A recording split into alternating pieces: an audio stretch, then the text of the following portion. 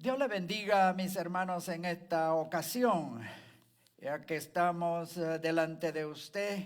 Gracias por sintonizar nuestra programación. A usted que nos ve por las redes sociales, le damos la bienvenida a nuestro programa y esperamos que lo disfrute, al igual que nosotros lo estamos disfrutando. Gracias una vez más por estar con nosotros. Padre, gracias te damos en este día por esta oportunidad que tú nos diste de poder venir delante de ti, Señor, y traer para nuestros oyentes una palabra tuya, una palabra que nos anima a seguir hacia adelante y que podamos nosotros mantenernos de pie. Así que bendice estos versículos que tenemos para esta ocasión. Gracias, Señor, en el nombre de Jesús. Amén. Como le decía, muchas gracias por estar con nosotros en esta ocasión. Vamos a traerle un poquito de la palabra de nuestro Señor. Y el título de nuestra lección para este día es el siguiente: el siervo sufrido de Dios. Este es el tema de nuestra clase para hoy. Y los versículos que tenemos para darle a conocer acerca del siervo sufrido lo tenemos en Isaías. Y empezamos en el capítulo 52. Dos versículos que nos dan el comienzo de esta clase que tenemos para hoy. Y dice el verso 13 del capítulo 52 de Isaías, hablando de Jesús. Esto es, hablando de Jesús. He aquí que mi siervo será prosperado, será engrandecido y exaltado y será puesto muy en alto. Esto está diciendo Isaías acerca de nuestro Salvador. En esta palabra él está hablando de la grandeza y magnificencia de este hombre que nosotros conocemos como el Salvador del mundo, a Jesucristo. Esto es nuestro Salvador Jesucristo. El verso 14 sigue diciendo un poco más y dice: como se asombraron de ti muchos, de tal manera fue desfigurado de los hombres su parecer y su hermosura más que la de los hijos de los hombres. En otras palabras, fue algo tan y tan excelente el hombre llamado Jesús, que nosotros conocemos como nuestro Salvador, que dice que fue de tal manera tan y tan hermoso y grande en su parecer, que fue mucho más que los hijos de los hombres. Así que vamos entonces a entrar en la clase que tenemos para hoy. Y dice así, Isaías hablando, presenta al hombre llamado Jesús, nuestro Salvador. Y dice Isaías que él presenta a Jesús como el siervo sufrido. El siervo sufrido que toma sobre sí el pecado del mundo y experimenta una muerte cruenta. Sin embargo, su muerte no fue el fin de la historia, sino un anticipo de la exaltación al ascender al Padre. Él subió al cielo tan pronto él partió de esta tierra, cuando dio su vida allá en la cruz del Calvario. Así que estamos hablando de el Hijo de Dios. Mire, es una de las paradojas o aparente contradicción más impactante en la vida y misión de Jesús en la tierra. Es un compromiso de servir plenamente al Padre. Jesús vino a sufrir y a morir en esa cruz, dándole el honor a su Padre y a la vez afirmar su identidad como Dios mismo. Y en resumen, esto nos recuerda, mire, la lucha inherente en nuestros intentos de comprender la Trinidad que nosotros conocemos. Mire, repetida, la Trinidad, la repetida distinción que se hace en los evangelios entre Dios Padre y Dios Hijo nos ayuda al ver el paralelo terrenal de la autoridad de un padre y de la obediencia de un hijo. Nosotros entendemos que nuestros padres nos enseñaron a hacer lo mejor posible. Y entonces Jesús aprendió que Dios lo mandó a hacer tales cosas porque era necesario. Así que Jesús vino a cumplir una orden de su Padre y nosotros la estamos viendo hoy día. Dice, la narración o la narrativa del siervo sufrido en Isaías señala el compromiso de Jesús, mire, de el sacrificio o sacrificarse en favor de la humanidad perdida. Nuestro pastor hablaba ahorita que pronto esa humanidad perdida debiera de estar cerca de Jesús, venir a Jesús y de su exaltación al hacer. Mire, en Isaías 52:13, el profeta señala primeramente la exaltación, no el sufrimiento. El siervo de Dios será levantado y exaltado. Sin embargo, el contexto nos dice que esta descripción es de Jesús levantado físicamente en la cruz. En el versículo 14 alude además la manera extrema en que Jesús sería desfigurado. El versículo que leímos o el versículo 15 continúa diciendo que el siervo de Dios asombrará a las naciones. En otras palabras, la sangre derramada de Cristo en la cruz para la purificación de todos los que creen en la exaltación del siervo de Dios. Aleluya.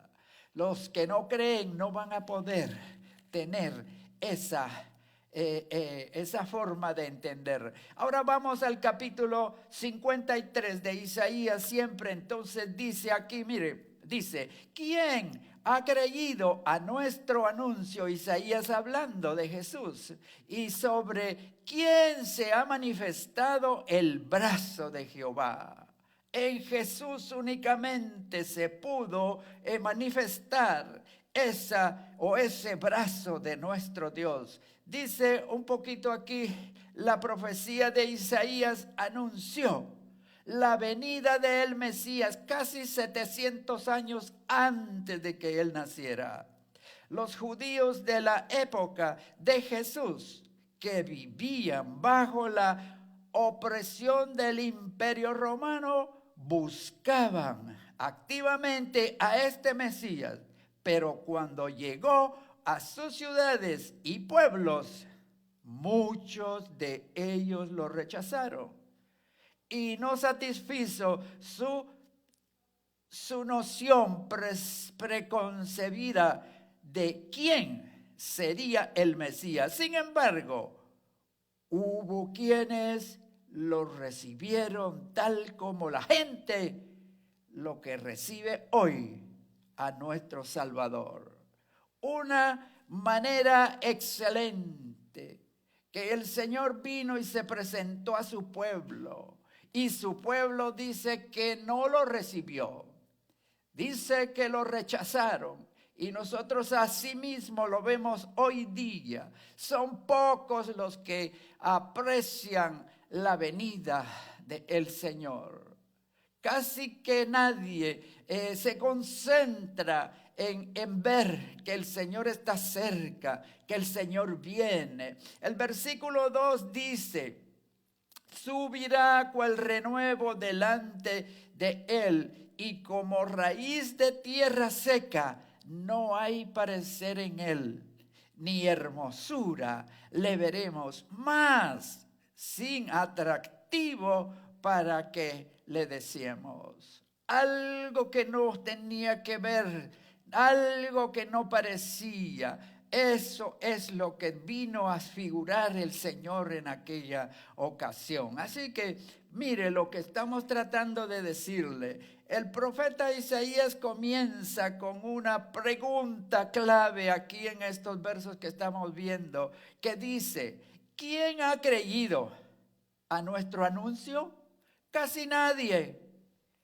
Le presentamos a Jesús y le damos el plan de salvación y casi ninguno acepta esa invitación de conocer al Señor. Muy poca gente viene y se acerca al Señor. Pero nosotros que hemos podido reconocer esa grandeza, nosotros lo mantenemos en alto. El versículo 1 está diciendo eso. Dice: hay una nota de incredulidad en este versículo sobre el sacrificio de sí mismo que hizo el siervo de Dios. Hablando del siervo sufrido, Jesucristo. Esa voz inquisitiva refleja la respuesta del ser humano. Todo lugar y todos los tiempos antes las afirmaciones del Evangelio. No creen nuestra palabra, no creen nuestra invitación, no creen que le presentamos a Jesús. Nos rechazan y lo rechazan a Él. A nosotros no importa que nos rechacen, pero el que rechaza al Señor está perdiendo una maravilla que nunca la va a poder encontrar en ningún otro lugar. Así que si a usted le presentan el Evangelio del Señor Jesucristo, mire, escuche y espere que le expliquen cómo usted puede venir a ser un creyente y que todo le va a ir bien. Dice el segundo verso está señalando, dice: los contrastes continúan en la descripción del siervo de Dios. El hecho de que el siervo sube cual renuevo, lo que estábamos diciendo hace un momentito, dice, señala la venida terrenal completa de Jesús. La cruz y la resurrección llegaron después de una vida que continúa intensamente. Al Salvador con una experiencia humana. Jesús creció en circunstancias humildes. Si bien hubo elementos milagrosos para identificar su nacimiento como la grandiosa entrada de lo divino en nuestro mundo, su nacimiento, su infancia y su edad adulta que lo llevaron a su ministerio fueron muy parecidas a los de cualquier otro niño judío de la época de Jesús. Lo único que con Jesús fue algo excelente y mucho más grandioso que los demás niños que estaban junto a él. Dice la palabra que Jesús crecía en todo. Nosotros vemos niños tremendamente habilidosos y muy buenos en el estudio y en todo. Pero Cristo dice que crecía en todo, era Él grande y famoso.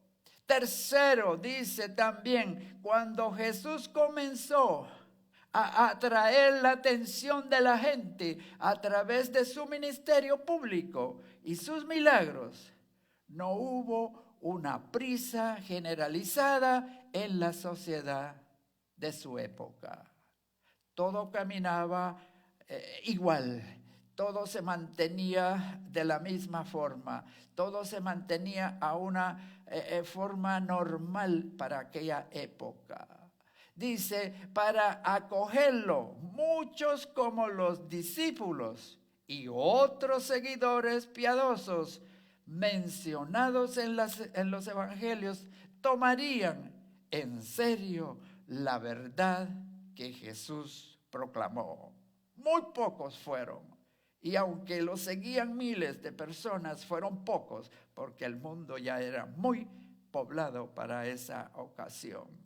En otra ocasión también, la identificación de Jesús con el dolor y el sufrimiento lo relacionó con las cosas que la gente naturalmente quiere evitar.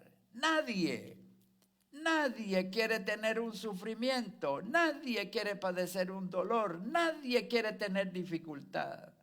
Pero Jesús la vivió, Jesús la sintió, Jesús la tuvo y pudo pasar de ese extremo al otro extremo. Dice el verso 3 que estábamos leyendo: despreciado y desechado entre de los hombres, varón de dolores, experimentado en quebrantos, y como que escondimos de él el rostro.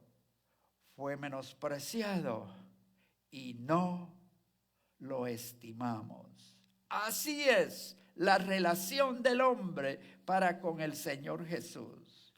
No lo apreciamos, no lo estimamos y lo tuvimos por como nada, desechado. Fue desechado y no lo apreciamos. Esa es la situación del hombre que no ha conocido a nuestro Salvador.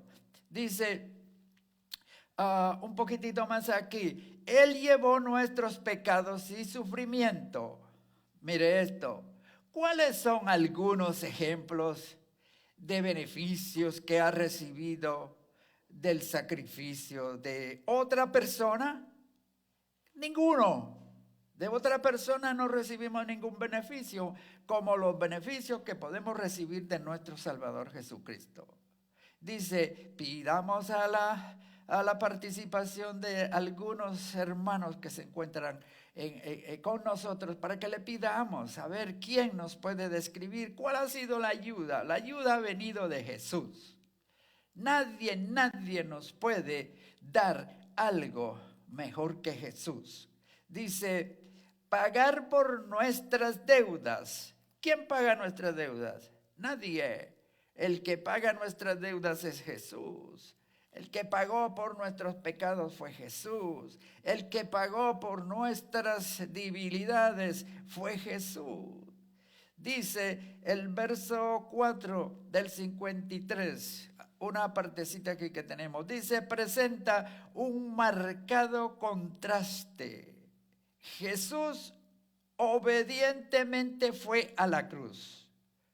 A él no se opuso, él no puso resistencia y fue a la cruz en favor de la humanidad pecadora. Yo estaba incluido allí. Él fue por mí a la cruz y murió en la cruz. Y dice que era la humanidad pecadora y en esa humanidad pecadora estaba yo. Y así estábamos todos los que llamamos ser creyentes. Estaban por usted y por usted. Nuestro Salvador murió en esa cruz. Y dice, pero los presentes en su crucifixión, mire, lo condenaron como si fuera culpable de su propio pecado ante Dios. Más allá de los presentes en el lugar de la crucifixión, este versículo también nos recuerda una reacción. Nos recuerda una reacción humana más general hacia la cruz, así como a todo mal.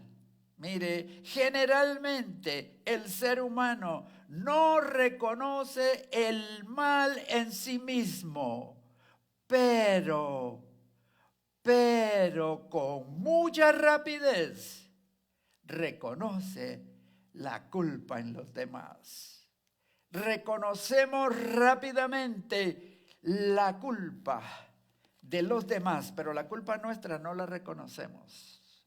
Esa culpa nunca la vemos porque es nuestra, pero la de otra persona, sí, nosotros la conocemos rápidamente.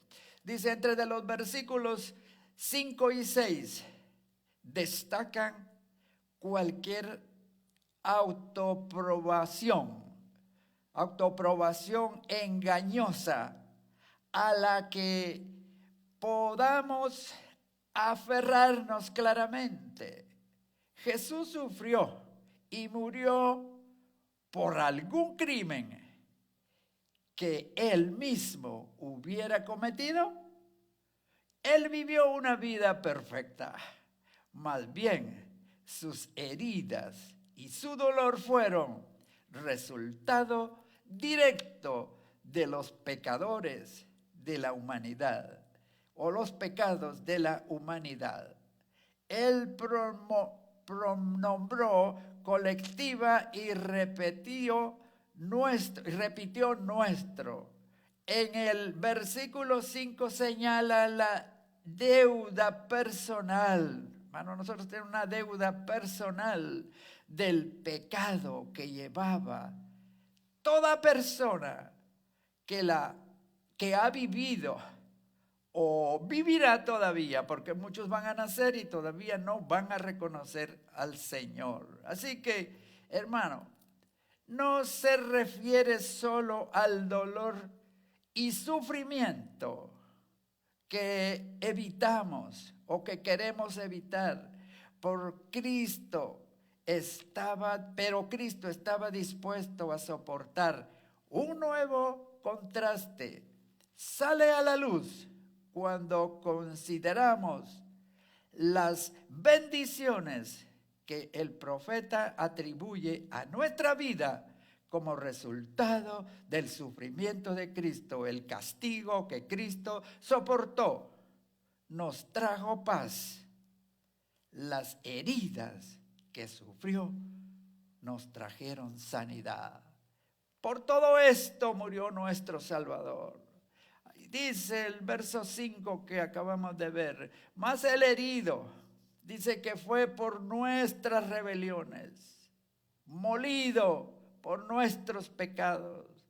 El castigo de nuestra paz fue sobre él, y por su llaga fuimos nosotros curados. Las heridas de Jesús, el sufrimiento de Jesús nos trajo una paz y nos trajo un perdón a nuestra vida. Ahora, dice un poco más la profecía del gran Isaías. Y como le decía, 700 años antes él estaba hablando ya, habló del nacimiento de Jesús y ahora está hablando de la muerte y sufrimiento de nuestro Salvador y lo que alcanzamos a través de la muerte de Jesús en la cruz. Esa muerte de Jesús en la cruz, no ha habido otra muerte como la de él. Que la muerte de él fue para dar vida, para dar salvación, para dar perdón de pecados. Y a eso fue que él se sometió y fue a la cruz y murió en la cruz. Así que podemos nosotros decir que somos dichosos por haber conocido a Jesús. Dice, en estos versículos se cumplió cuando el Hijo de Dios sin pecado vino a la tierra. en el propósito o con el propósito de dar vida. Mire, por los pecados de la humanidad, o a dar su vida por los pecados de la humanidad. No trató de defenderse, ni pidió la destrucción de sus enemigos. Más bien, los amó y dio su vida, incluso por ellos mismos.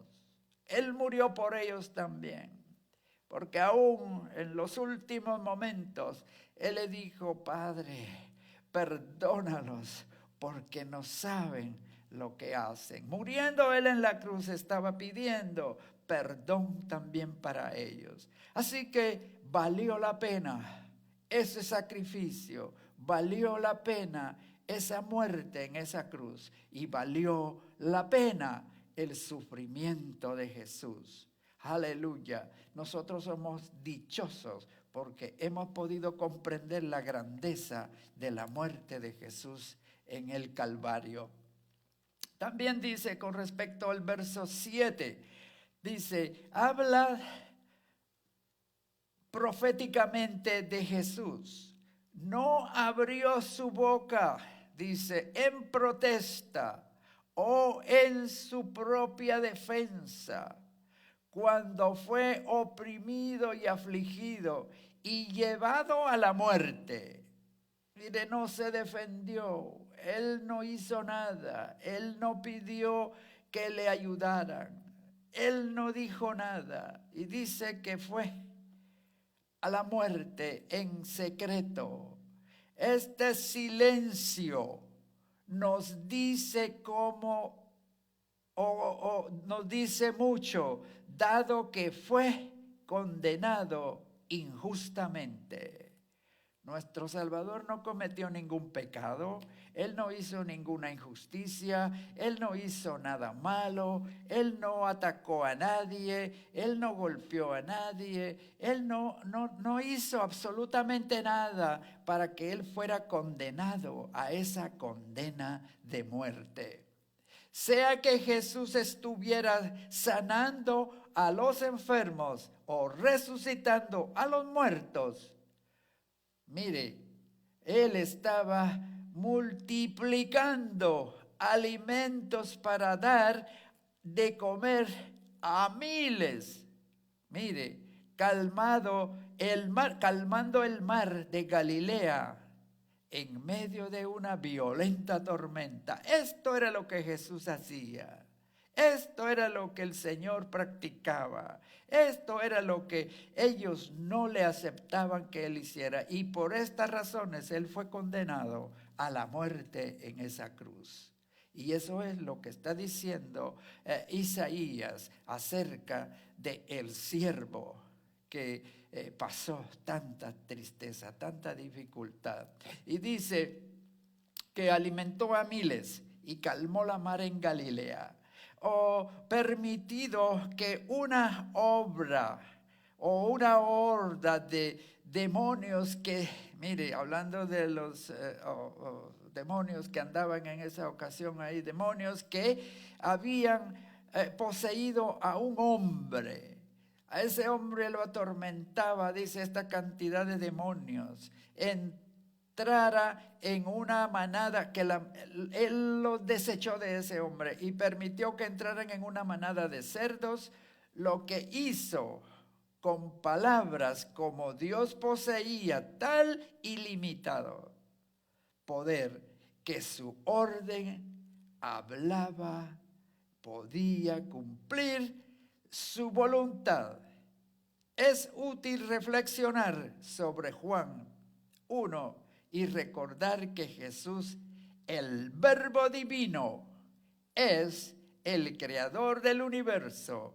En menor escala se produjeron asombrosos milagros en todo el ministerio de Jesús, que juntamente con su arresto y crucifixión, el silencio de Jesús entonces es una muestra de gran dominio propio.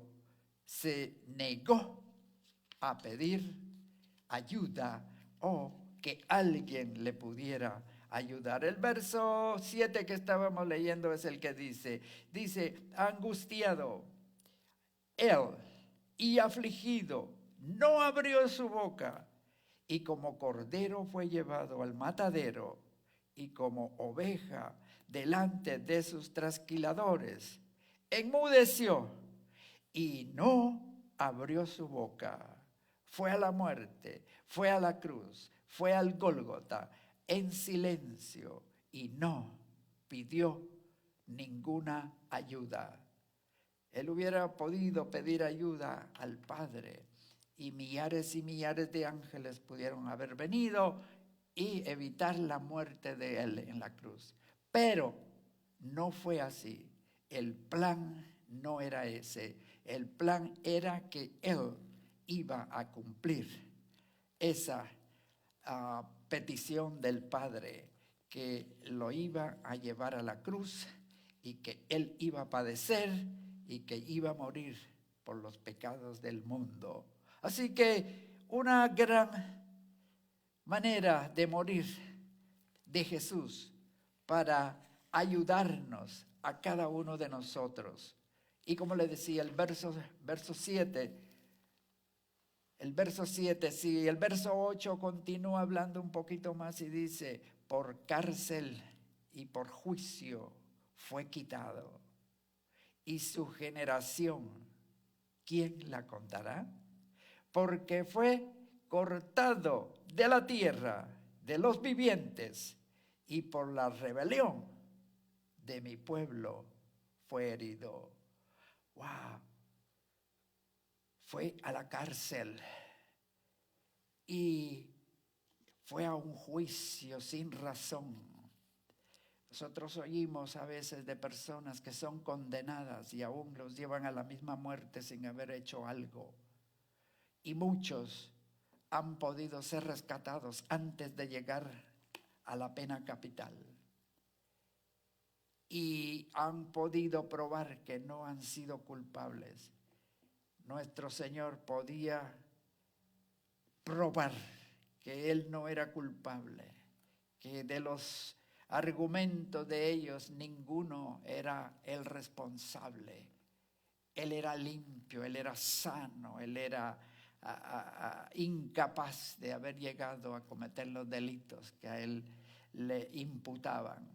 Y con todo y eso, Él prefirió ir a la muerte, porque dice que, mire, como oveja, dice que Él fue en silencio.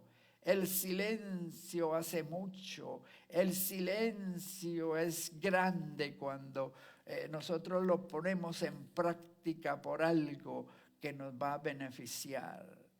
Y fue, dice, herido por su pueblo, y no hubo quien respondiera y dijera que no lo mataran en esa forma. Él fue a la cruz y padeció por nosotros mismos. El verso 9 dice, y se dispuso con los impíos. Mira hasta dónde llegó. Él bajó al último nivel. Llegó a mantenerse, dispuesto a llegar hasta lo más bajo. Dice, con los impíos. Su sepultura más con los ricos fue en su muerte. Mire, de una manera fue abajo y por la otra fue a lo más alto. Dice que con los ricos fue en su muerte. Aunque nunca, lo que estamos hablando de pecado, nunca hizo maldad, ni hubo engaño en su boca. Nunca hizo algún pecado, nunca mintió, nunca hizo algo equivocado, pero encontraron que a él le tenían que quitar del medio y provocaron su muerte sin ninguna razón. De él es que hablamos hoy. Y por eso Isaías le llama el herido y sufrido de Dios. nuestro Señor Jesucristo sufrió en la cruz, sufrió en la llegada allá cargando la cruz y por fin llegó a la misma muerte, pero en su muerte venció al pecado y a la misma muerte porque el tercer día Él resucitó. Así que hemos alcanzado nosotros una victoria grande por medio de nuestro Salvador. Vivimos para Él, nos comprometimos para Él. Del día que nos convertimos, seguimos diciendo que Él es nuestro Salvador. Los versículos 8 y 9 que estábamos leyendo se centran en las consecuencias inmediatas del sacrificio personal de Jesús y yendo al matadero y que como oveja enmudeció. Jesús, el juicio opresivo que sufrió resultó en su pena capital. Ese fue el esfuerzo que Él hizo, que lo condenaran a la pena capital. Nosotros conocemos la pena capital, es la muerte. Y Él llegó a ese sacrificio, la pena capital. Fue ejecutada a pesar de que era un hombre inocente. Él no era pecador. Él era un hombre inocente, ejecutado por los pecados de otros. Experimentó la muerte de un criminal entre los criminales. Le dieron la muerte de un criminal y le dieron muerte en medio de dos criminales que murieron juntamente con él en aquel mismo momento. Así que allí fue la victoria que nosotros hoy celebramos. Allí fue la victoria que hoy día nos tiene de pie. Esa fue la victoria que nosotros disfrutamos hoy. La muerte de nuestro Salvador allá en la cruz del Calvario. Así que estamos gozosos y estamos alegres porque hemos experimentado ese sacrificio de dolor y muerte que sufrió nuestro Salvador. Lo apreciamos y lo conservamos dentro de nuestro corazón, porque un día Él nos ha prometido que viene a buscarnos para nosotros estar con Él para siempre en gloria y en la eternidad. ¿Cuánto más quisiéramos nosotros decirle al mundo para que el mundo reconozca a nuestro Salvador, al que perdona nuestros pecados, al que salvó nuestra vida de la misma muerte y nos tiene ahora esperando ese día glorioso, que un día Él va a venir y nos va a llevar con Él. Días atrás estábamos celebrando el día de su nacimiento. Hablábamos también de una profecía que el mismo Isaías trajo muchos años antes y la profecía fue cumplida. Y estábamos celebrando el día de su nacimiento. Hoy hablamos, una semana después hablamos de la muerte de Jesús, de el siervo que sufrió, el siervo sufrido de Dios. Cómo Dios permitió que Él sufriera para dar el perdón de pecados a la humanidad, no solo a un grupo, sino al mundo entero, a todo el que en Él cree, Él lo pueda rescatar. Tenemos una bendición maravillosa de parte de nuestro Salvador. Así que estamos casi para terminar. Gracias por haber estado con nosotros. Le agradecemos su tiempo, esperamos verle en una próxima ocasión.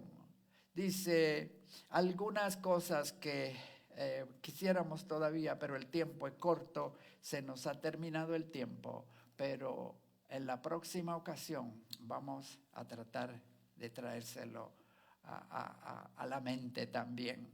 No obstante, en esta ocasión nos despedimos de usted. Disfrute este día y vamos a vernos en la próxima ocasión. Dios le bendiga y Dios le guarde y bendecidos en el Señor. Aleluya. Le vemos en la próxima ocasión. Muchas gracias. Aleluya. Amén.